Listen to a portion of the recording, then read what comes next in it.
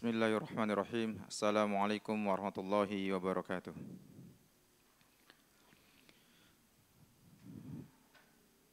Alhamdulillahi ala ihsanih wa syukru lahu ala taufiqihi wa amtinanih.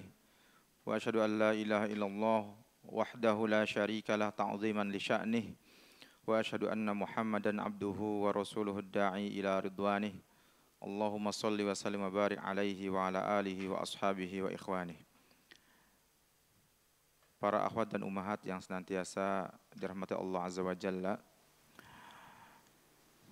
InsyaAllah pada kesempatan hari ini kita melanjutkan kembali membaca terjemah dari kitab Al-Adab Al-Mufrad. Dan ini disyarah oleh Syekh Dr. Muhammad Luqman As-Salafi hafizahullah ta'ala. Kita masuk kepada hadis 462 dari bab 217 sifat lemah lembut.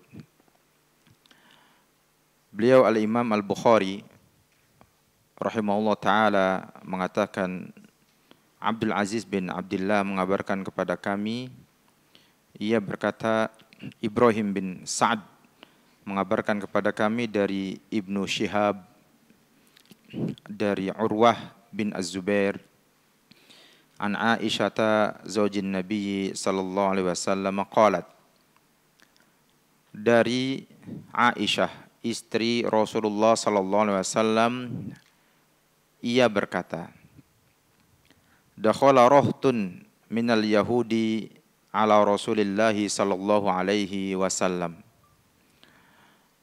Sekelompok orang Yahudi datang menemui Rasulullah sallallahu alaihi wasallam. Faqalu assalamu alaikum.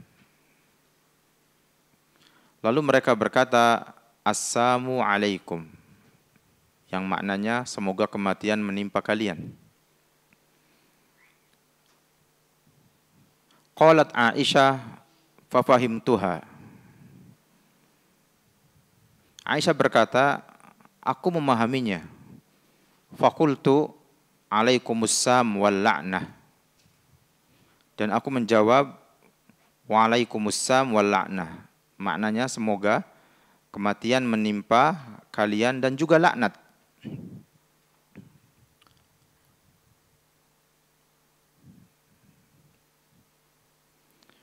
Faqala Rasulullah sallallahu alaihi wasallam. Kemudian Aisyah berkata, maka Rasulullah sallallahu alaihi wasallam bersabda, mahlan ya Aisyah.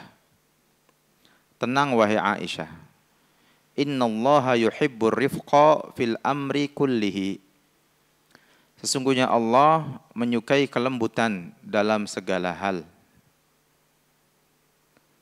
Faqultu ya Rasulullah, awalam tasma' ma qalu. Lalu aku bertanya, wahai Rasulullah, tidakkah engkau mendengar apa yang mereka ucapkan? Qala Rasulullah sallallahu alaihi wasallam, maka Rasulullah sallallahu alaihi wasallam menjawab, qad qultu wa alaikum. Aku sudah mengatakan wa alaikum, yaitu dan juga bagi kalian. Hadis ini diriwayatkan oleh Imam Al-Bukhari dan Imam Muslim. Rohtun itu bermakna sekelompok orang laki-laki yang berjumlah kurang dari 10. Dan tidak ada satupun orang perempuan di antara mereka. Adapun makna assam yang tadi diucapkan oleh sekelompok orang Yahudi itu maknanya kematian. Assamu al-mautu. Yaitu kematian. Kandungan hadis ini yang pertama, hadis ini menerangkan keutamaan sikap lemah lembut dan anjuran agar berakhlak dengan akhlak yang baik. Jadi ada anjuran berakhlak dengan akhlak yang baik serta celaan terhadap sikap keras, sikap kasar. Yang kedua, jawaban salam terhadap orang-orang ahlud dhimmah, Yahudi, Nasrani, adalah dengan mengucapkan wa'alaikum. Ya, dengan mengucapkan wa'alaikum. Sehingga Nabi tadi mengatakan dalam sabdanya, qad qultu wa'alaikum. Ya. Aku sudah mengatakan wa'alaikum. Ya. Dan ini juga berdasarkan hadis yang diriwayatkan oleh Imam Muslim, ya. Rasulullah SAW bersabda, la tabda'ul yahuda walan nasara bis salam. Janganlah kalian mendahului Yahudi dan Nasrani dengan mengucapkan salam. Fa idza laqitum ahadahum fi tariqin fattarruhu ila adyaqihi. Ya. Dan jika kalian bertemu dengan salah seorang dari mereka di sebuah jalan, maka himpitlah ia. Ya, himpitlah ia ya ke jalan yang sempit. Maksudnya jangan diberi keleluasaan, karena itu bagian dari menghormati dirinya. Dan itu tidak benar dalam syariat. Artinya biarkanlah dia berjalan ya sendirian di space jalan yang memang ya sempit untuknya. Kaum muslimin jalan-jalan aja, nggak perlu memberikan keleluasaan jalan untuk orang Yahudi atau Nasrani tadi ketika sedang berjalan. Namun juga tidak bermakna kemudian terus memepetin dia. Ya. Sampai menyentuh fisiknya, ini tidak benar. Ya. Tetapi biarkanlah dia berjalan ya sesuai dengan jalan yang dia tempuh, jangan diberi keleluasaan. Kaum muslimin tidak perlu memberikan keleluasaan kepada si Yahudi atau si Nasrani yang sedang berjalan ini. Namun juga tidak menyakitinya. Ya. Dan tidak mendahului untuk menyapa dengan salam. Ya. Ini adalah izzah seorang muslim. Ya. Izzah seorang muslim. Ya. Tayyib. Juga Rasulullah SAW, hadis tadi diriwayatkan oleh Imam Muslim. Ya. Kemudian Nabi juga pernah bersabda, idza sallama alaikum ahlul kitab faqulu alaikum. Ya. Muttafaqun alaih. Jika ahlul kitab memberikan salam kepada kalian, maka ucapkanlah wa'alaikum. Ya. Jadi cukup dengan mengucapkan wa'alaikum. Dan tidak perlu kemudian kita mendahului salam. Ya, ini adalah apa? Ajaran syariat. Ini adalah izzah. Ya. Ya, jadi jangan ya sebagian orang ya, yang kita lihat terkadang apa? Ikut-ikutan mengucapkan salam itu kan kepada mereka yang bukan muslim. Ya. Jadi tidak boleh mendahului dengan mengucapkan salam kepada ya ahlud dimmah, kepada ahlul kitab, ya Yahudi dan Nasrani.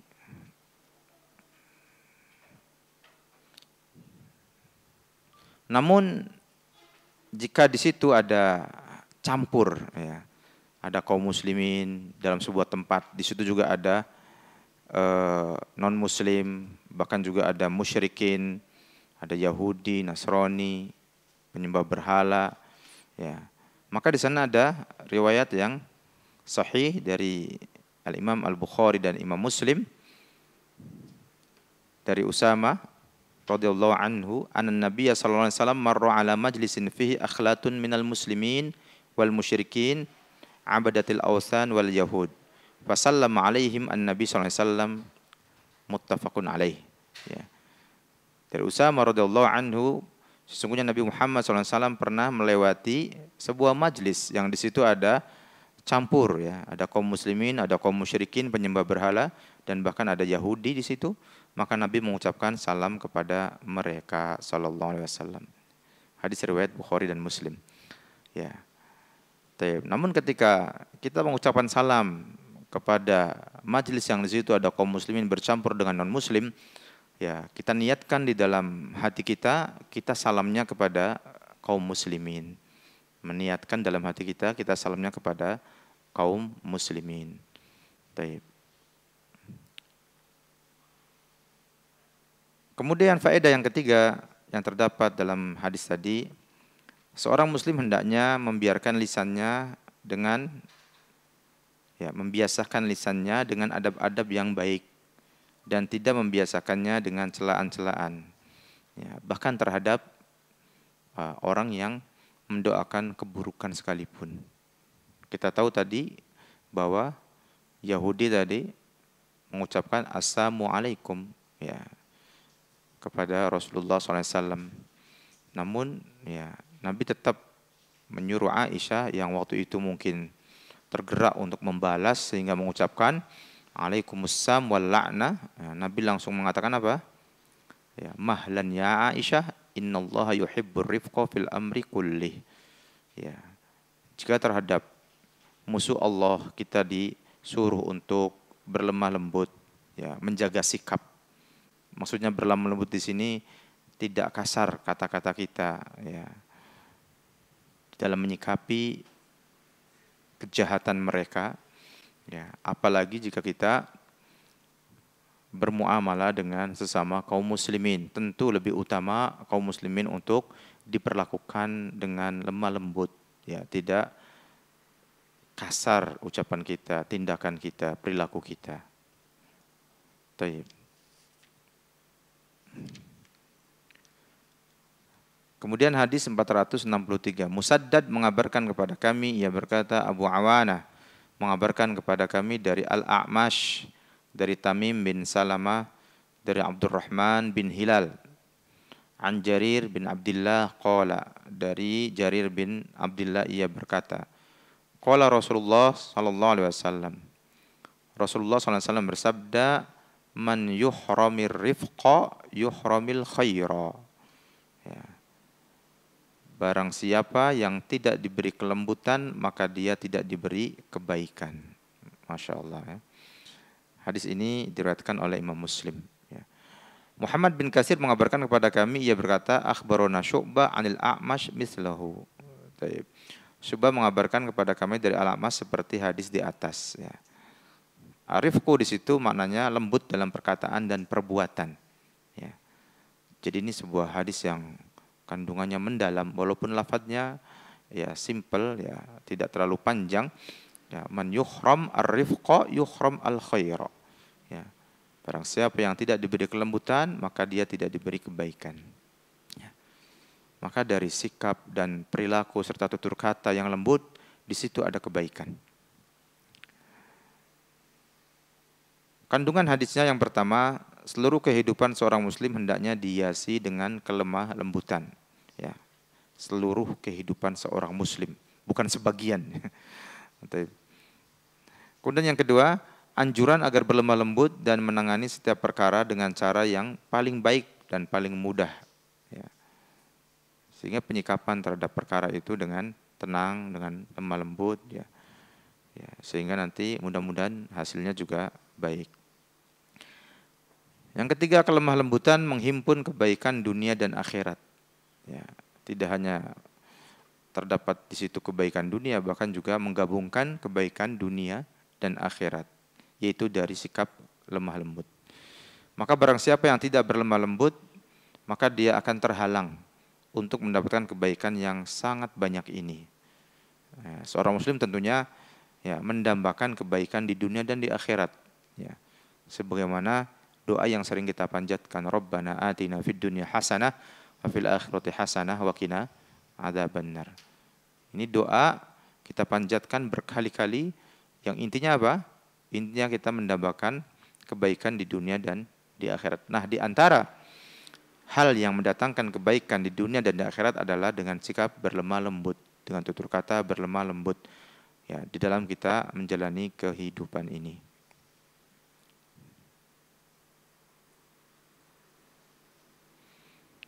Hadis 464.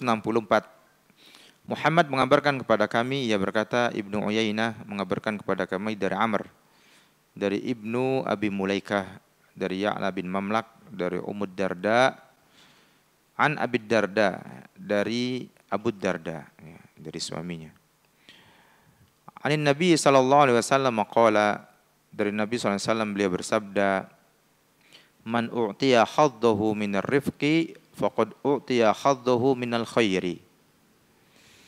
Barang siapa yang diberi bagian dari kelembutan, maka ia diberi bagian dari kebaikan. Wa man hurima haddahu minar rifqi faqad hurrima haddahu minal khairi. Dan barang siapa yang tidak diberi bagian dari kelembutan, maka ia tidak diberi bagian dari kebaikan. Asqalu syai'in fi mizanil mu'min yaumal qiyamah husnul khuluq. Ya. Yang paling berat dalam timbangan seorang mukmin pada hari kiamat kelak adalah akhlak yang mulia. Wa innallaha la yabghadul fakhishal badi. Dan sesungguhnya Allah ya, tidak menyukai atau marah kepada orang yang berbuat keji dan berbicara keji. Ya. Hadis ini sahih li ghairihi. Tayyib. Hadis ini masih seputar sikap lemah lembut ya. Yang menunjukkan husnul khuluq, yaitu akhlak yang baik. Dan husnul khuluq ya merupakan apa?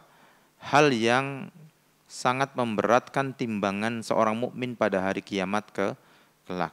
Ya, bahkan disebutkan dalam hadis barusan, yang paling berat dalam timbangan seorang mukmin pada hari kiamat adalah akhlak yang mulia. Ya, akhlak yang mulia. Dan akhlak mulia ini adalah segalanya. Seorang ketika berakhlak mulia, maka dia ya berakhlak kepada Allah, ya tidak menyekutukannya, bertauhid kepadanya, ya.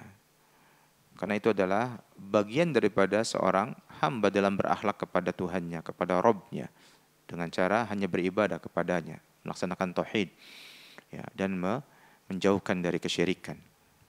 Percuma ada orang yang akhlaknya baik kepada manusia, ya, namun dia tidak berakhlak baik kepada penciptanya, kepada Allah Azza wa Jalla, ya, dengan berbuat kesyirikan atau tidak beriman kepada Allah, menyembah kepada selain Allah, beribadah kepada selain Allah, ya, maka akhlak-akhlak yang dia sikapkan kepada manusia ini tidak ada maknanya, ya, tidak bernilai pahala. Mungkin dia rajin menyumbang, infaknya besar kepada lembaga pendidikan, kepada panti asuhan, kepada yayasan-yayasan yang membutuhkan bantuan untuk disalurkan kepada orang yang membutuhkan.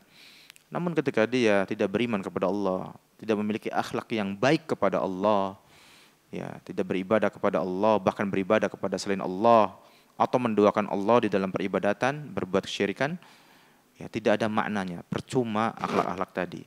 Maka yang paling utama adalah bagaimana seorang berakhlak kepada Rabb-nya, kepada Tuhannya, dengan cara hanya beribadah kepadanya dan tidak mensekutukannya. Kemudian yang lain mengikut. Ya, yang lain mengikut. Karena di antara tuntutan tauhid adalah seorang muslim akan berakhlak yang baik juga kepada manusia. Dan manusia yang paling berhak untuk kita berbuat baik kepadanya sebelum ayah dan ibu kita siapa? Rasulullah SAW. Ya, sehingga kita harus apa? Mentaati Rasulullah di dalam ibadah, ikut, ya, mutabaah kepada Rasul di dalam ibadah. Ya, mereka yang tidak mengikuti Rasul dalam tata cara ibadahnya, ya, berarti dia tidak menghormati Nabi Muhammad SAW, tidak berakhlak yang baik kepada Nabi Muhammad SAW.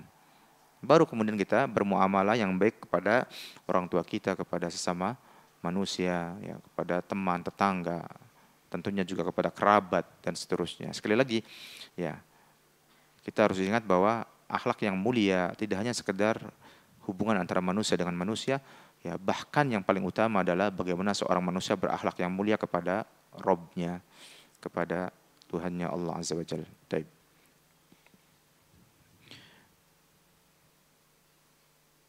Di sini disebutkan bahwa ya, perintah agar menjauhi sikap keras dan kasar serta kaku, ya, karena orang yang memiliki sifat-sifat tersebut akan terhalang dari kebaikan. Yang kedua, pentingnya berhias dengan sifat lemah lembut dan akhlak yang baik. Dua sifat ini akan menghiasi dan memperelok penampilan seseorang di hadapan manusia. Ya. Dan ini telah dijelaskan di dalam hadis nomor 309, 312, ya, dan hadis-hadis pada bab nomor 152 yang sudah berlalu. Ya. Intinya adalah bahwa seorang Muslim, ya, senantiasa menghiasi dirinya dengan sikap-sikap yang baik, dengan akhlak yang luhur, ya, dengan kelemah lembutan, ya, tidak bersikap kasar, kaku, ya, keras, ya. Namun seorang muslim mempunyai sikap ketegasan, ya, jangan lupa, ya. Tegas ya dalam hal-hal yang prinsip, ya, yang merupakan keyakinan seorang muslim. Dan ini bukan sebuah sikap yang melampaui batas, bahkan ini adalah proporsional, ya. Seorang yang menjaga tauhidnya, menjaga akidahnya, ya, dari tercemar dengan noda-noda kesyirikan, yang menjaga ibadahnya dari tercemar dengan noda-noda bid'ah, khurafat dan yang lain sebagainya. Ini sebuah prinsip yang wajib dipertahankan dan bukan berarti kaku, ya. Inilah justru tuntunan Islam, tuntunan syariat, ya. Sehingga kita harus bisa membedakan, ya, bagaimana kita harus bersikap, ya, berpegang teguh dengan prinsip-prinsip yang memang tidak bisa ada kendor di situ, ya. Bahkan seorang muslim harus apa? Harus betul-betul berpegang erat, ya, dalam masalah akidah, masalah ibadah, ya. Adapun hal-hal yang sifatnya muamalah dengan manusia, ya, maka tentu Islam juga sudah mengaturnya, ya, kita bisa bermuamalah dengan baik, ya. Selama itu ada batasan-batasan toleransinya, ya. Bahkan seorang muslim bisa bermuamalah jual beli dengan non muslim, bisa hidup berdampingan, ya, tidak berbuat zalim, ya. Namun tetap mereka memegang prinsip itu dan kemudian, ya, berusaha mendakwahkan, ya, dinul Islam kepada mereka yang belum mengenal. Para akhwat dan umat yang semoga senantiasa dirahmati Allah Azza wa Jalla. Kemudian hadis berikutnya nomor 465. Muhammad bin Abdul Wahhab mengabarkan kepada kami, ia berkata, Abu Bakar bin Nafi' mengabarkan kepadaku, dan namanya adalah Abu Bakar Maula Zaid bin Al-Khattab. Ia berkata, aku mendengar Muhammad bin Abi Bakar bin Amr bin Hazm Amroh berkata, qalat Aisyah, Aisyah berkata, qala Nabi sallallahu alaihi wasallam, Nabi sallallahu alaihi wasallam bersabda, aqilu dzawil hayati atharatihim. Maafkanlah orang-orang terhormat atas kesalahan mereka. Hadis ini dinilai sahih li ghairihi. Makna daripada aqilu yaitu berilah iqalah, yaitu memaafkan mereka dan berlemah lembutlah. Maafkanlah mereka dan berlemah lembutlah. Adapun dawil hayat maksudnya adalah orang-orang yang memiliki adab, ya. Orang-orang yang terhormat, orang-orang yang memiliki adab, memiliki sopan santun, memiliki sifat-sifat terpuji, ya. Ya, jika mereka terdapat sedikit kesalahan, ya dimaafkan, ya. Asaratuhum, kesalahan-kesalahan mereka. Ketika ada orang-orang yang dikenal sebagai orang yang luhur budi pekertinya, orang-orang terhormat, memiliki adab, sopan santun, ya, baik itu orang yang punya ilmu yang tinggi, para ulama, ya, ahli sunnah wal jamaah, para asatidzah yang mulia, ya, tentu ketika ada kesalahan kita, ya, memaafkan dan bukannya malah memperbesar urusan tersebut, ya, mempermasalahkan urusan tersebut, ya, atau malah menyebarkan kesalahan-kesalahannya. Ini bukan sikap yang baik, ya. Maka hendaknya ini dipahami dengan baik, ya. Aqilu dawil hayati atharatihim. Ya, maafkanlah orang-orang terhormat atas kesalahan mereka. Ya. Kandungan hadis ini yang pertama, hadis ini merupakan seruan yang tertuju kepada para pemimpin yang mempunyai kewenangan hukuman kepada orang-orang yang bertindak kejahatan. Juga tertuju kepada orang yang menjadi korban kejahatan atau para keluarga korban, bahwa memberi maaf kepada para pelaku adalah lebih baik, ya, karena kejahatan yang mereka lakukan bukanlah akhlak dan kebiasaan mereka, melainkan hanya disebabkan karena ketergelinciran. Ya. Ini jika yang dilakukan sudah, ya, betul-betul berbentuk kejahatan, ya. Lalu bagaimana jika misalkan ada seorang, ya, di antara orang-orang yang kita kenal dengan kebaikannya, keutamaannya, keilmuannya, ya, kesolehannya, tiba-tiba terjerumus kepada kesalahan, Ya, tentu ini lebih layak untuk dimaafkan. Ya, lebih layak untuk dimaafkan. Kemudian yang kedua, kesalahan atau kejahatan yang dimaksud dalam hadis ini adalah kesalahan yang harus ditakzir, ya, yaitu yang diberi hukuman. Ya. Takzir yaitu diberi hukuman yang membuat jera, ya, selain hudud, ya, selain hukum had. Ya, hukum had itu semisal potong tangan, ya, rajam, kisos, ya. Nah, takzir ini adalah hukuman selain hudud, ya. Dan ini hukuman yang membuat jera pelakunya, karena telah menghilangkan satu hak Allah atau hak manusia. Kemudian yang ketiga, perintah dalam hadis ini bersifat anjuran dan sunnah. Perintah dalam hadis ini bersifat anjuran dan sunnah. Taib. Jadi bukan sebuah kewajiban untuk melaksanakan hal tersebut. Namun tentu, ya, seseorang yang memaafkan ini, ya, lebih baik daripada tidak memaafkan. Walaupun dia punya hak untuk menuntut, ya, jika dia terdolimi, ya, terdolimi, ataupun salah satu anggota keluarganya terdolimi. Ya. Namun jika memaafkan, maka ini lebih baik. Hadis 466. Al-Ghaddani Ahmad bin Ubaidillah mengabarkan kepada kami, ia berkata, Katsir bin Abi Katsir mengabarkan kepada kami, ia berkata, Sabit mengabarkan kepada kami an Anas, ya, dari Anas bin Malik, anin Nabi sallallahu alaihi wasallam, dari Nabi sallallahu alaihi wasallam, qala, beliau bersabda, la yakunul khurqu fi syai'in illa syanahu wa innallaha rafiqun yuhibbu ar-rifqa. Ya, tidaklah kekerasan berada pada sesuatu melainkan akan memburukkannya, jadi menjadikannya buruk. Dan sesungguhnya Allah Maha lembut, lagi menyukai sifat lemah lembut. Ya. Hadis ini isnadnya hasan. Ya. Kemudian hadis berikutnya nomor 467.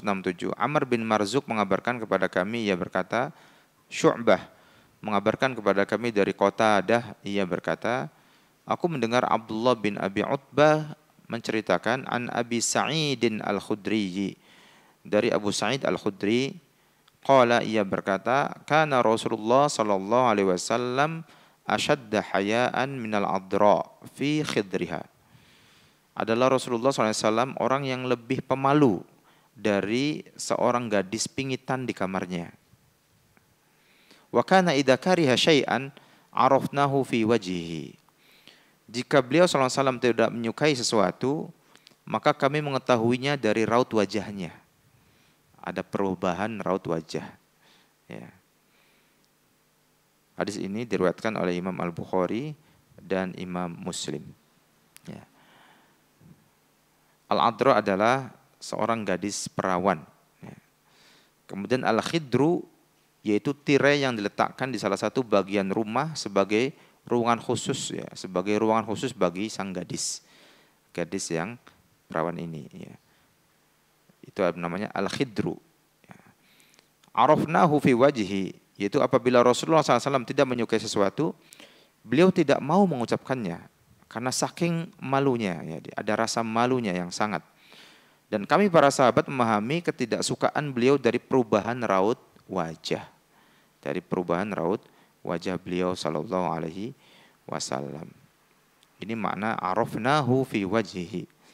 Jadi para sahabat itu mengerti ketika Rasulullah SAW, ya, tidak menyukai sesuatu, beliau tidak akan mengatakan itu. Kenapa? Karena rasa malunya. Ya, mungkin khawatir akan menyinggung seseorang, kata kalau akan mengatakan hal tersebut, sehingga ditahan. Ya, khawatir membuat orang lain tersinggung atau tersakiti perasaannya. Ya, namun Rasulullah bisa nampak ketidaksukanya itu dari raut wajah beliau sallallahu alaihi wasallam. Ya. Maka ini juga menunjukkan betapa luar biasanya rasa malu beliau sallallahu alaihi wasallam, bahkan melebihi rasa malunya seorang gadis pingitan di kamarnya. Baik. Jadi ketidaksukaan itu tidak harus diucapkan. Ya, bisa saja kita diamkan, namun kita menunjukkan perubahan gestur tubuh kita, entah muka kita atau mungkin gerak badan kita. Ya, ada namanya apa? Body language gitu ya. Ya, gestur gitu. Dan ini mungkin lambat laun orang akan paham, ya. Terutama teman-teman kita ya, yang dekat dengan kita.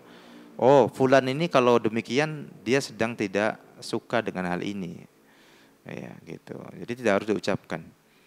Ya. Namun mungkin kebanyakan kita langsung akan terus terang mengucapkannya, ya. Karena memang ya demikianlah ya. Ketika kita tidak suka, kita akan segera merespon dengan ucapan biasanya seperti itu. Nabi kita Muhammad SAW, ya, jika tidak menyukai sesuatu, beliau tidak mau mengucapkannya karena saking ya kuatnya rasa malu.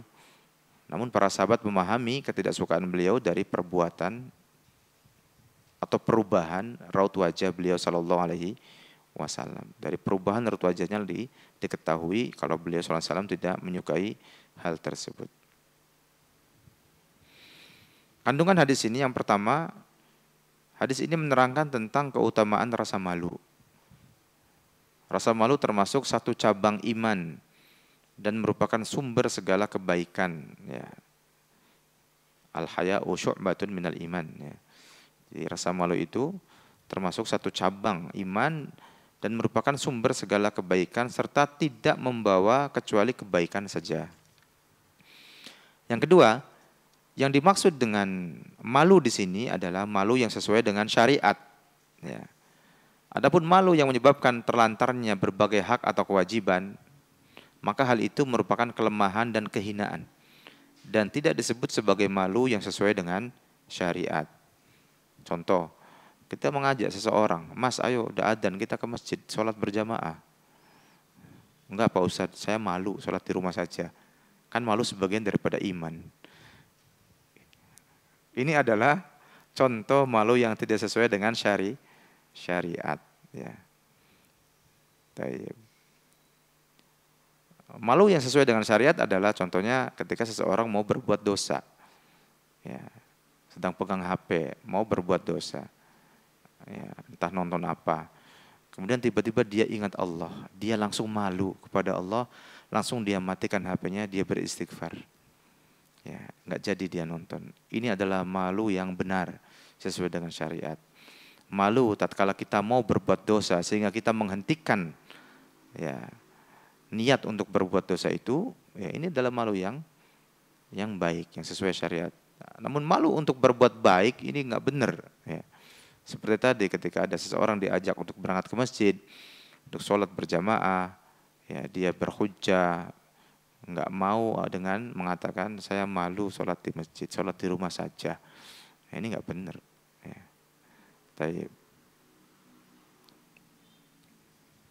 Nah, kemudian hadis 468, Ahmad bin Yunus mengabarkan kepada kami, ia berkata, Zuhair mengabarkan kepada kami dari Qobus bahwa ayahnya menceritakan kepadanya an Ibnu Abbas, dari Ibnu Abbas radhiyallahu anhu, anin Nabi sallallahu alaihi wasallam qala, dari Nabi sallallahu alaihi wasallam beliau bersabda, al-hadyus salih, perilaku yang baik, wassamtu, gerak-gerik dan penampilan yang baik, wal iktisadu, serta kesederhanaan, juz'un min sab'ina juz'an minan nubuwah, adalah salah satu dari 70 bagian kenabian, ya. Hadis ini tertulis isnadnya dhaif, ya, karena Qobus bin Abi Dzabyan memiliki kelemahan. Penjelasan katanya, al-hadyus salih maknanya perilaku dan penampilan yang baik. As-samtu itu penampilan yang bagus dan indah dipandang. Adapun al-iktisad, perilaku sederhana, ya, dalam segala hal, baik dalam perkataan maupun perbuatan, dan melakukannya dengan penuh kelembutan sehingga memungkinkan untuk terus-menerus continue di dalam melakukannya, ya.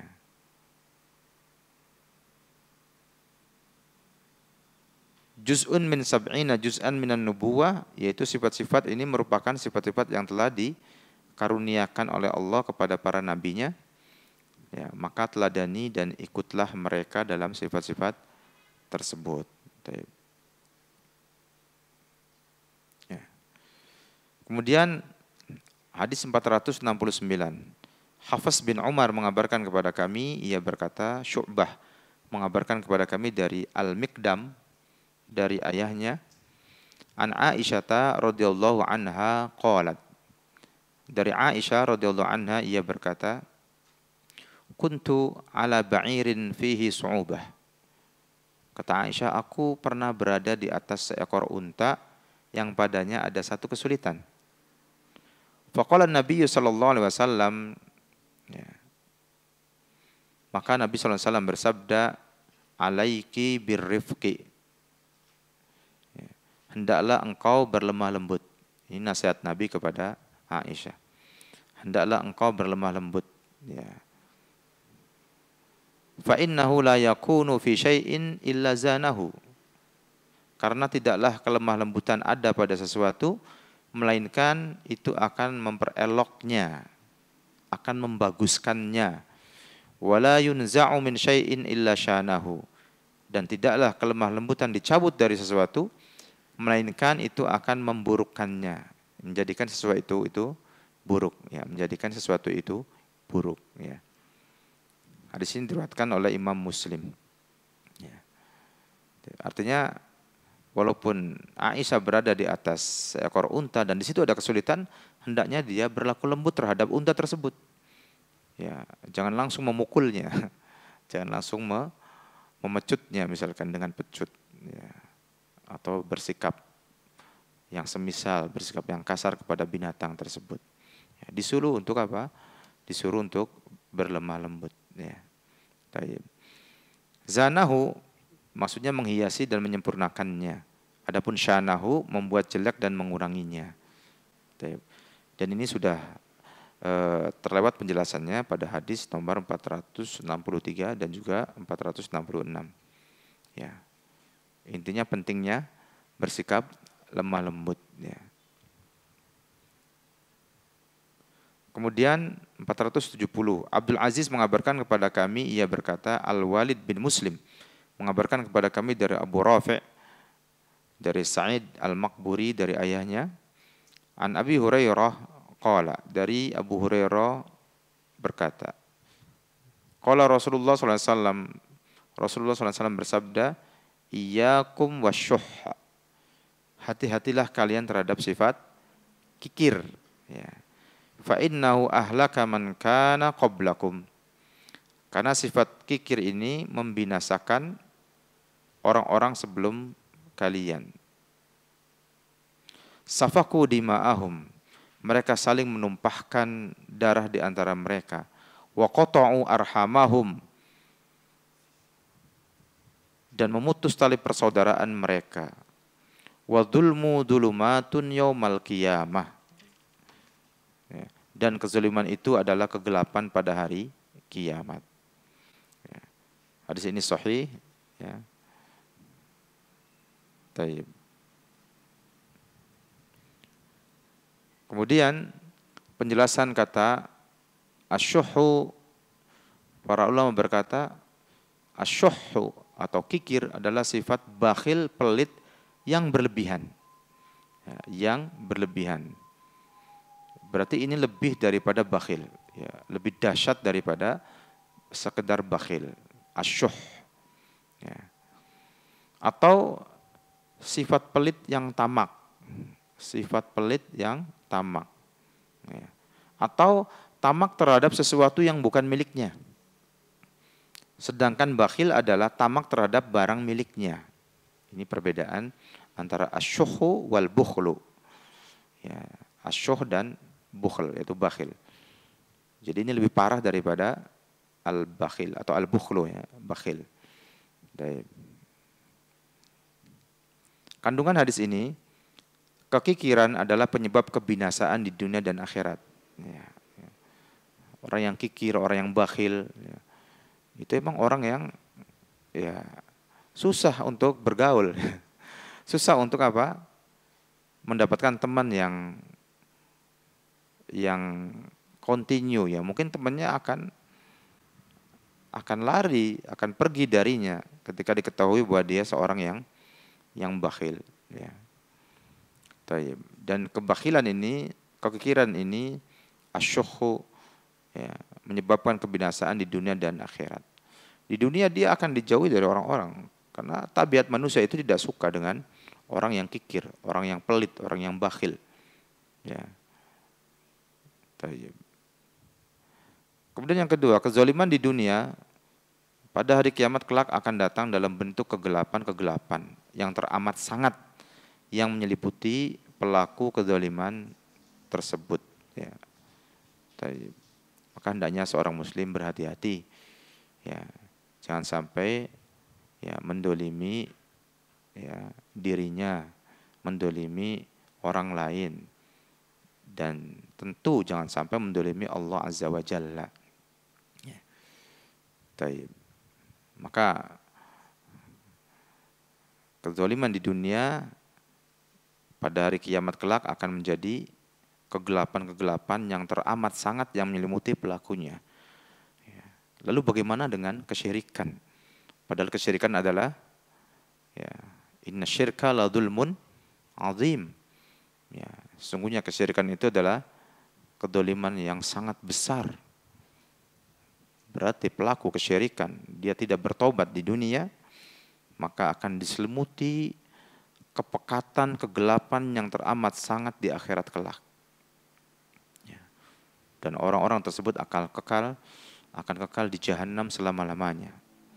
Pelaku kesyirikan. Ya, dia pernah berbuat syirik di dunia dan tidak pernah bertobat, tidak sempat bertobat, mati dengan membawa dosa syirik, maka naudzubillah min dzalik, ya, ini adalah sebuah kebinasaan yang paling besar. Tidak ada kebinasaan yang melebihi itu. Ya.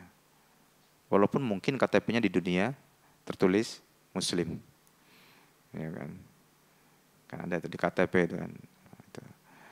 Nah, tetapi percuma kalau ya pernah berbuat kesyirikan, atau mungkin ketika meninggal dunia bahkan disolatkan, bahkan dikuburkan di pekuburan kaum muslimin. Namun dia pernah berbuat kesyirikan dan belum bertobat dari dosa syirik, maka ini berbahaya sekali. Ya, berbahaya sekali. Kaum muslimin dan muslimat rahimakumullah ya, para umat dan akhwat yang semoga senantiasa dirahmati Allah Azza wa Jalla, inilah yang kita sampaikan ya pada kesempatan sore hari ini, mudah-mudahan bermanfaat. Jika ada pertanyaan atau ada kuis, nanti kita carikan pertanyaannya. Sallallahu ala nabiyina Muhammadin wa ala alihi wa sahbihi wasallam. Taib, kita tutup dengan doa kafaratul majlis. Subhanakallahumma bihamdika asyhadu an la ilaha illa anta astaghfiruka wa atubu ilaik. Assalamualaikum warahmatullahi wabarakatuh.